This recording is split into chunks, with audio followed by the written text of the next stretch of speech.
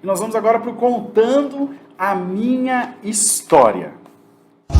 Agora, na hora da bênção, Contando a Minha História.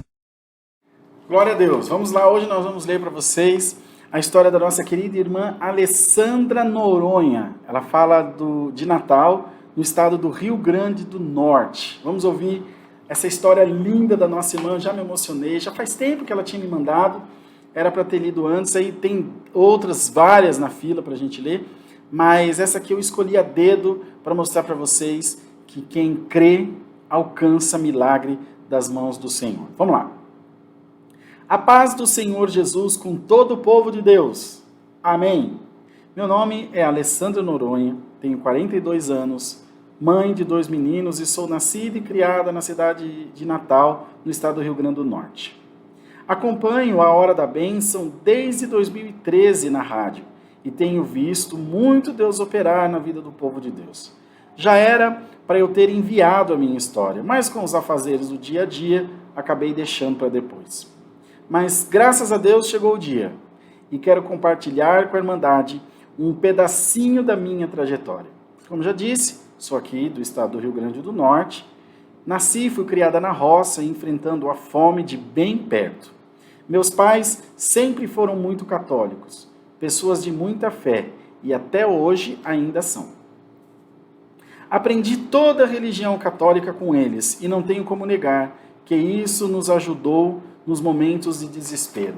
A fé move a nossa esperança e nos faz crer em um futuro melhor. Lembro-me, quando criança, de rezar todos os dias antes de dormir, pedindo para Deus um par de sapatos. Nunca tinha usado um até os 9 anos de idade. Quero deixar aqui registradas mais uma vez as palavras do irmão Rodrigo. Quem perdeu a fé não tem mais nada que perder. É verdade, minha irmã. Nossa vida, como disse, sempre foi cheia de muitas dificuldades. E eu bem sei a fome que o sertanejo enfrenta nos rincões desse nosso país. Não saberia dizer quantas e quantas vezes dormi com fome e quantas outras vezes mais meus pais dormiram, porque deixaram pouco que tinha para eu e meus 16 irmãos comerem. Eram 17 irmãos. Quando tinha 13 para 14 anos, tive uma espécie de gripe muito forte. Mas isso não é comum no sertão, porque não temos friagem. Chuva, então, nem se fala. Logo nos primeiros dias, comecei a tossir bastante.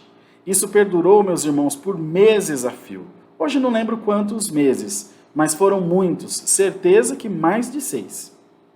Quanto mais o tempo passava, mais fraca eu me lembro de me sentir.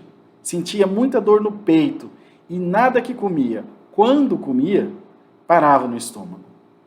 Agora os irmãos imaginam, uma menina magrelinha, doente, sem comida, sem médico, sem nada, nos restavam a fé dos meus pais e todas as noites eles rezavam pela minha recuperação. Chegou um momento que a tosse era tanta que eu vomitava sangue e às vezes me afogava naquele sangue. Minha mãezinha, com o terço na mão, rezava ao meu lado, passando as mãos nas minhas costas. Olha o desespero dessa mãe. Né? Dá para a gente imaginar, né? Aquela imagem, ela com o tercinho na mão, rezando pela filha. Uma tarde, recebemos uma visita da cidade que passava por lá. Era a dona Elza, uma enfermeira aposentada que era amiga de infância da minha mãe. Minha mãe me mostrou para ela e contou toda a situação e quanto tempo estava daquele jeito. Dona Elza disse para minha mãe correr para um médico comigo, porque aquilo era muito grave. Como, irmãos? Que médico, gente? O vilarejo mais próximo era 2 horas a cavalo e não tinha médico e nós não tínhamos cavalo.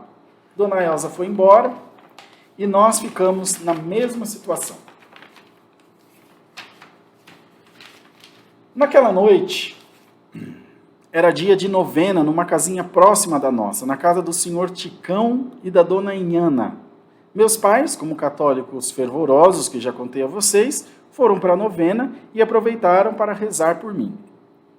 Irmãos, o que vou contar a vocês não é de forma alguma sugestão de religião para ninguém, até porque conheço a Jesus e sirvo a Deus na Igreja Batista.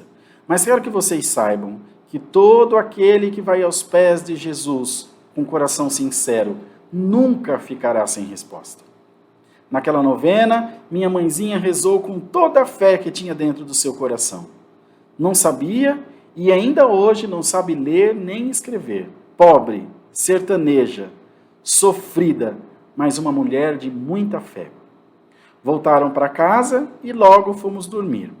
Naquela madrugada tive um sonho muito lindo. Sonhei que estava num riacho de água bem baixinha. Vamos lá. É muito lindo. E tinha uma pessoa de frente a mim com roupas muito brancas, com 2 pedaços de carne na mão. Hoje sei que eram 2 pulmões, pelo formato deles. Aquela pessoa falava uma língua que não entendia e ainda hoje não entendo. Mas minha mãe estava comigo e dizia para aquela pessoa: lava, lava, lava. E aquela pessoa passava os meus pulmões naquela água corrente. Glória a Deus. Na manhã seguinte, acordei bem, não tossi mais. E Deus me curou completamente daquela doença. Deus ainda opera milagres. Deus abençoe muito o povo de Deus e o irmão Rodrigo nos cultos online. Amém. Muitas vidas ainda serão alcançadas. Amém. Envie suas histórias para que o nome de Deus seja exaltado em toda a terra. Deus abençoe.